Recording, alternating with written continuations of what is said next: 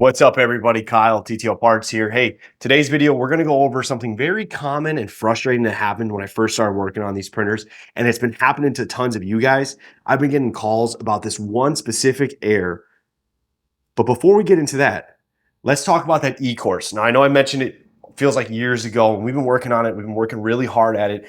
I've got 90 plus minutes finished. The trailer is out now, and there's a link down below for the sign up page. You can get 2 free flowcharts, plus you'll get on the waiting list to get that 15% off early access to this e-course. Like I said, 90 plus minutes, we go neck to nuts on this thing. Like I mentioned earlier, I've been getting calls about this specific error, and of course, it's the error that nobody enjoys, printhead carriage position error, but there's nothing actually wrong with your unit. Now the calls always go like, hey, I've got a problem. My machine keeps giving me this error every time I print, blah, blah, blah. And we end up going in circles. So that's why I thought it'd be a great idea to put this out there so you can kind of see what I'm talking about and why this happens. The call always ends up with me saying, hey, don't pull your hair out, but there's nothing wrong with your printer. It's your setup. And I'm going to show you right now. So as you can see, I've got my printer here, not on my stand. So I've got nothing behind the printer like it would be in its application, right? So if you're intermittent printing, you'd have a Platen Pad behind it. If you were continuous printing, you'd have a Platen roller behind it.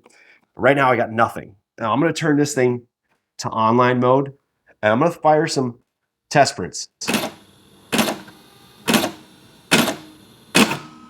And sure enough, we've got an issue.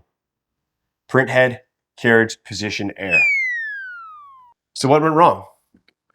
Very simple. The fact of the matter is I actually need that pad behind there. And why do we need this? Okay. It's all because this is the new style printer and we've got a lot of feedback loops in here. Now the old style, we'd be able to do this no problem. So that's how I would test these before. And then when we first got these new models, I would start testing them again. And really what I was testing is making sure the ribbon looked good, calibration, etc. And then I started learning that you're going to get carriage position here. It turns out the feedback loop mechanism that determines the distance from the printer to the Platen Pad, which is very useful. We got another video coming out shortly on prints, print quality. And this is a feature that is wonderful to have. But it's also a feature that has side effects. And that side effect is if you don't have anything there to determine what distance you're at, you're going to get carriage position error. We can go to our settings, diagnostics, printhead, and I actually want to go to inputs here. Now, if I scroll down, find this, printhead to Platen distance.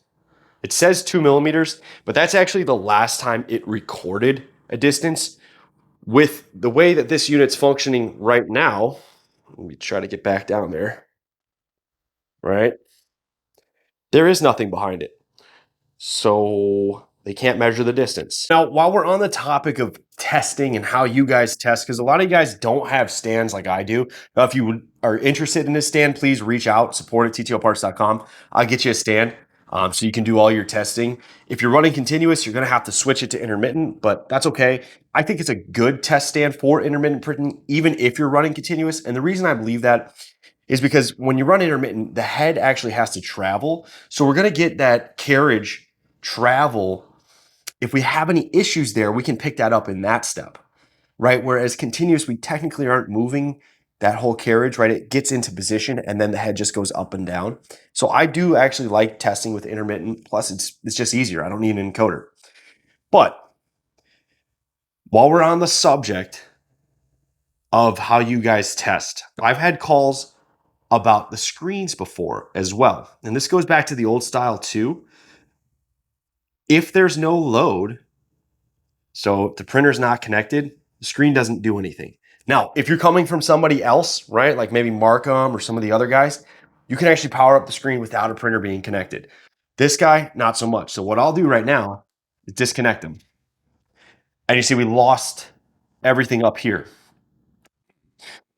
If you really wanted to get technical with it, you could still find out if your power supply is working, but you're going to have to disconnect the LCD from the power supply unit, and then you're gonna have to open up the power supply unit and grab the you've got the 120 in and then the 42 volts out. You have to grab that 42 volt connection and then use your voltmeter to pick up the voltage there. So don't start testing these things and start worrying, well, hey, I'm switching power on and off, but nothing's happening. Okay? Thank you for watching. Now, if you got anything useful out of this video, please give us a thumbs up. Don't forget to throw us a subscribe our way. We really appreciate it. Ciao.